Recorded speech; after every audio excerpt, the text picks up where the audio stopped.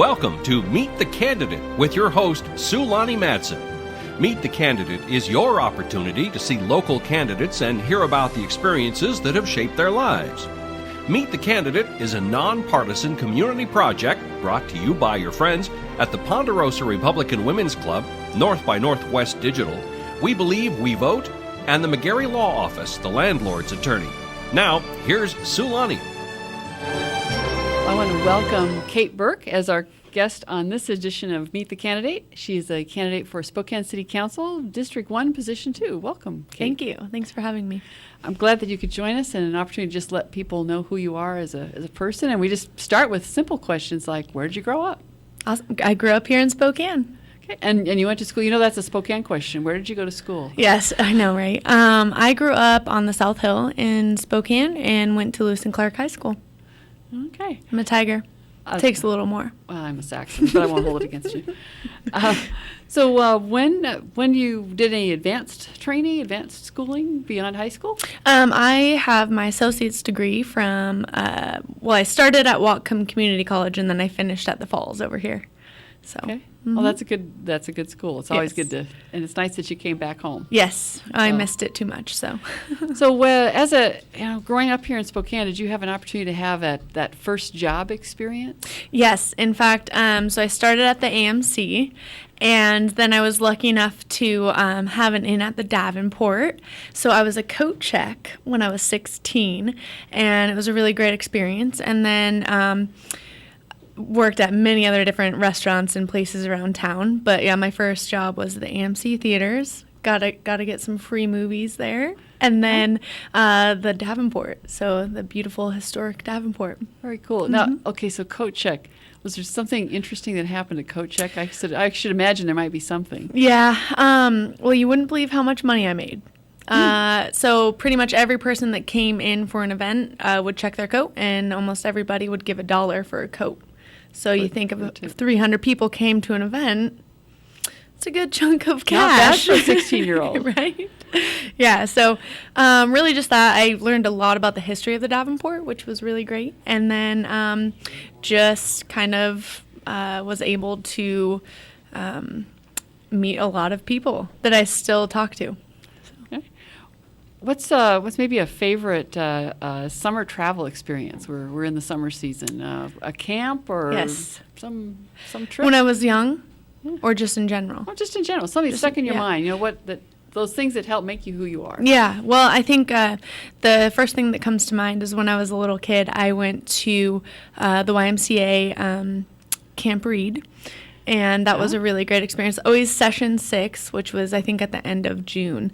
And that was a really great experience. I learned a lot about myself through that, but also got to meet a lot of really cool people. And then I did the CIT training, which was counselor in training. And we did a 300-mile bike ride, which is where... Where'd you go? Well, we started out at Fan Lake, which is where Camp Reed is on. And we just rode 300 miles around the area.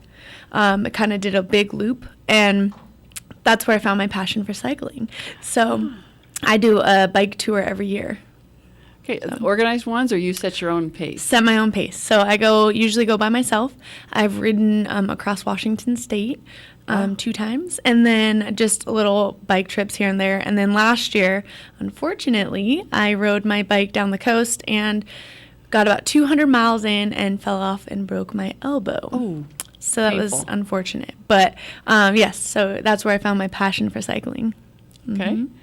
That sounds cool. I've got a good friend, Barb Chamberlain. Oh, yep, used to be I know here. her. Yep. So she's Bicycle Barb. I tease her about that. Yes, definitely. Yeah. So what's an experience that really influenced your thinking about what you want to do with your life? And I think all in all, I think I got my heart from my mom. She would always come home and be so sad to see she's a teacher. So she would always be so sad to see certain kids not having proper food or attire because they were not as well off as maybe I was, and she was able to help them out by she's a thrifter, so she would go to Goodwill or whatever and get a bunch of really great clothes that were pretty much brand new and always have them back in the back of her in our office. And so if a kid, looked like they maybe could use a new shirt or were wearing the same shirt, a couple times a week, she would kind of take them back and not say it in front of anybody or anything, but just have that big heart of how can I help you, and I have these clothes for you, and I thought of you. And so I think that really sparked my heart, and that's definitely where my passion lies, is helping people. And then I just always had a knack to want to help people and be a part of the community here. So, My first grade teacher did the same thing. She had I knew about it because I always sat in the back and watched things, what was going on. But there, I had in the closet, she had a stash that was there for any kid that needed it. And yeah, it's so important to have a little bit extra help. So, yeah. Yeah, so part of that being able to help is the old rule from the airlines. Put on your own oxygen mask before helping others. So what kind of work are you doing right now that gives you the ability to do that kind of help? Yeah. So just in what kind of work am I doing in the community? Yeah. Is that what you're asking? Okay. So I work for Senator Andy Billig, and so. We represent the 3rd Legislative District here in Spokane, which is really the heart of Spokane. And it's been really intriguing to see kind of what policies we can do at the state level to help the people over here, but then also bring in capital dollars, real dollars to build projects and to get our community where it should be. And did you have another question? Oh, well, I just was thinking, as a legislative aide, one of your duties is to deal with phone calls. And so what's something that you've learned from dealing with phone calls to Andy's office? Well, first of all, I think Andy has been really helpful for me because we get back to everybody. And so that's been something that I've learned that people really admire about our office. Not a lot of other offices get back to everybody that calls in. And so I've heard that has been reassuring, that people are like, oh, it's nice to hear you. I'm talking to a real person.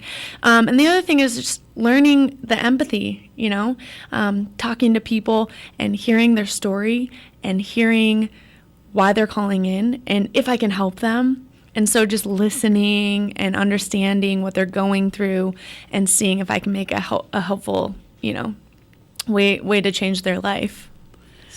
So I was going to say, well, sometimes I ask with candidates what prompted them to public service, but you kind of went into public service first. Yeah. So even before this, about 5 years ago, I was in AmeriCorps Vista, and I worked at Second Harvest trying to bring in fresh produce to the food banks using local gardeners and local farmers. I encouraged them to grow extra produce to donate. And so I got really into that, and I started my own nonprofit, and it's called the Spokane Edible Tree Project. And what we do is we find fruit and nut trees in Spokane County that are not being harvested. We go harvest them and donate the produce to food banks.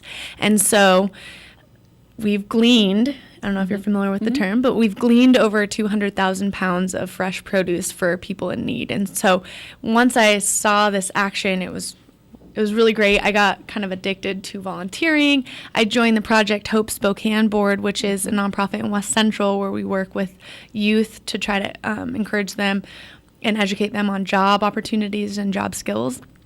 And then now I'm on the YWCA board. And so no matter what I do, I will always be a part of the community in a volunteer capacity. My mom has an apple tree that has absolutely delicious, golden delicious apples, and she can't pick all of them. So I'll have to give us a call. I'll have to keep your number handy this fall. Well, we're getting down to that part where we're going to wrap up, and I've got a question for you, which is now's your chance to wrap up. Why should voters choose Kate Burke for Spokane City Council, District 1, Position 2? Awesome. Well, I believe that the people of Northeast Spokane deserve a fair share of the city's budget. And we need it because the quality of our life is not as high or lived as long as people say on the South Hill. We actually have a 17-year age difference for life expectancy from Northeast Spokane to the South Hill. And I think that getting a fair share of the budget will enhance the quality of our life in Northeast Spokane. And I plan to be a fighter for those funds and make sure that we are getting that those services and resources so that we can up the quality of our life and have a high quality of life. And because I'm so involved in the community here, I think my community ties and my passion and my helpfulness and my bridge building will help us all come together and make sure that we're all looking out for the people of Northeast Spokane. Well, thank you for coming, Kate. Thank you so much for having me. Thanks for watching Meet the Candidate. Spokane Talks Online thanks our community-minded partners at Ponderosa Republican Women's Club, North by Northwest Digital, We Believe, We Vote, and the McGarry Law Office, the landlord's attorney, for helping make Meet the Candidate possible.